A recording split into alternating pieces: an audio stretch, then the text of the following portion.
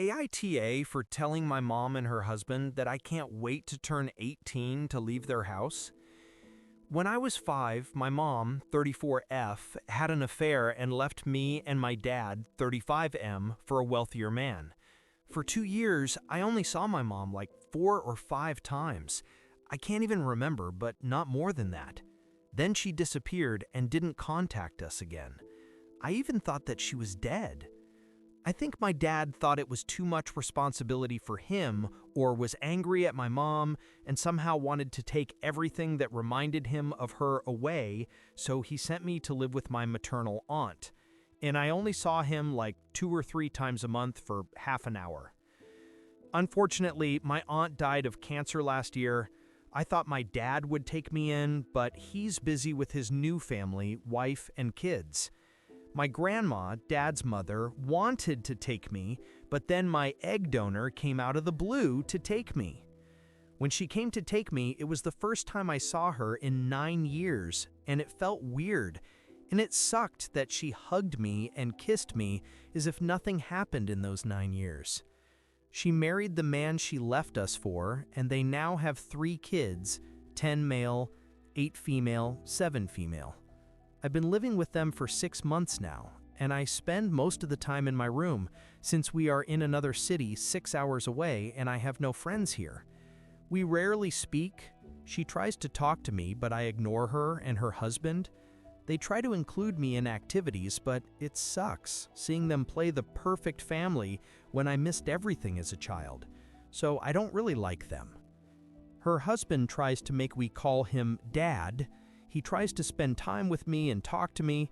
He knows I love tennis, so he learned about it and has listed me in tennis lessons and wants to talk about it all the time he sees me. He even wants to take me to some matches. He introduces me as his son, and I hate it, since all I see is the guy that stole my mom from me when I needed her the most. It happened yesterday.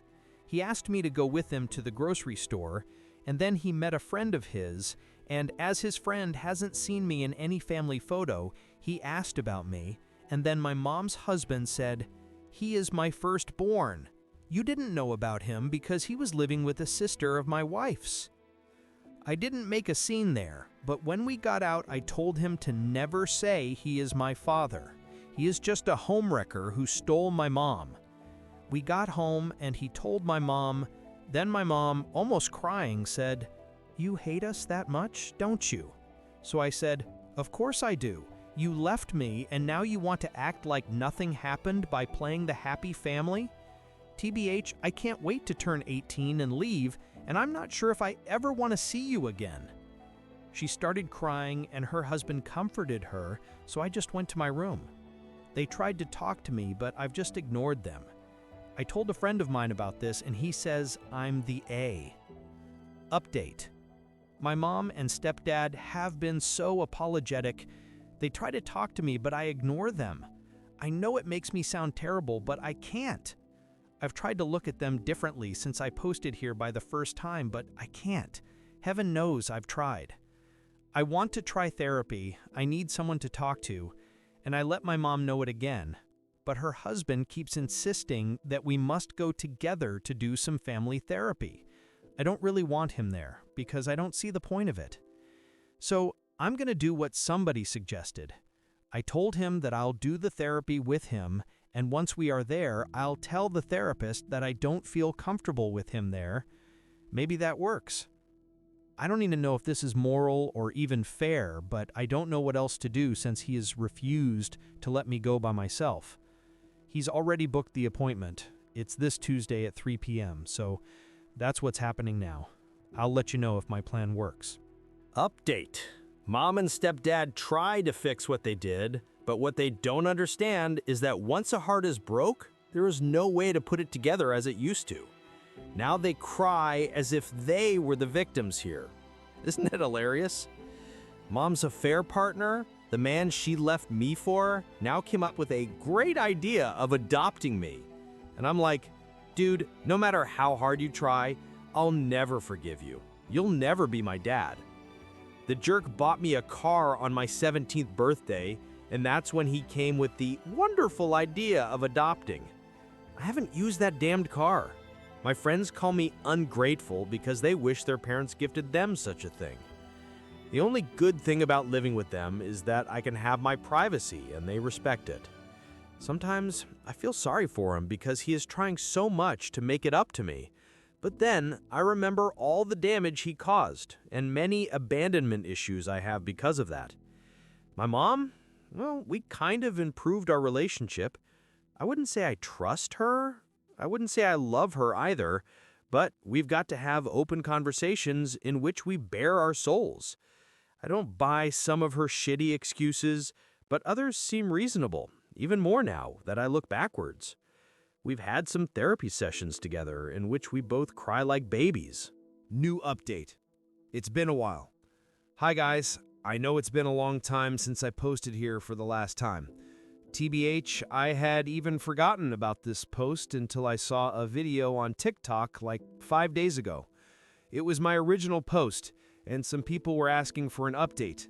I wanted to comment to let them know what had happened, but my profile picture, it's a photo of me, and I didn't want to feel vulnerable. And I also think that if everything started here, I should post the update here.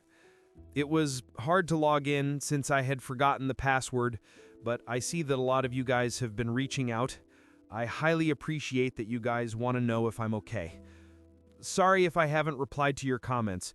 I have not checked my Reddit account in 1 year, and the reason why I post this 5 days later, it's because I didn't have much time. I'll tell you why. Sorry if I make any mistakes typing this.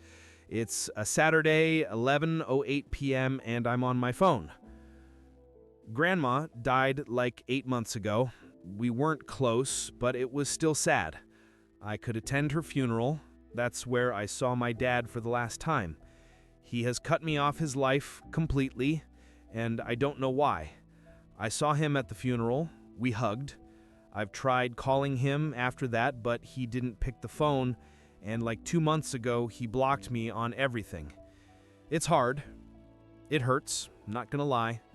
But I won't beg for a relationship. He'll regret it one day to find out he rejected someone who loved him and looked up to him, someone who'd have died for him. I'm already 18. I'm preparing my uni application to attend the uni next year. I want to apply for an architecture program. I'm already working as an assistant at an architecture firm, a job my stepdad got me because he is friends with one of the senior architects. They don't pay that much, but it helps me get some experience. My mom and I have improved our relationship. I wouldn't say I trust her or I love her as a child should love their mom, since I still hold some resentment, but our relationship has improved a lot. She still refuses to answer some of my questions. I don't think she ever will, but we have made some progress. She doesn't want me to move out. I'm planning to do it January next year, since I just turned 18 and need to figure out some things. As for my stepdad, it might sound weird. Perhaps I'm just being manipulated, or this is a consequence of my traumas, but I've never felt loved by anyone like by him. I think he truly cares about me. He worries about my needs and insecurities. One day I even told myself, so this is what a parent's love feels like. Maybe, just maybe, the lack of affection given to me by those who were supposed to love more than anything make me appreciate the things he does a little bit more. Because I need you to understand that I didn't have that growing up. My dad never called me to see if I've got home or school safe or if I needed something, but SD does. I'm literally bearing my soul, and I have never said this to anyone, but I like when he calls me son. I just pretend I don't.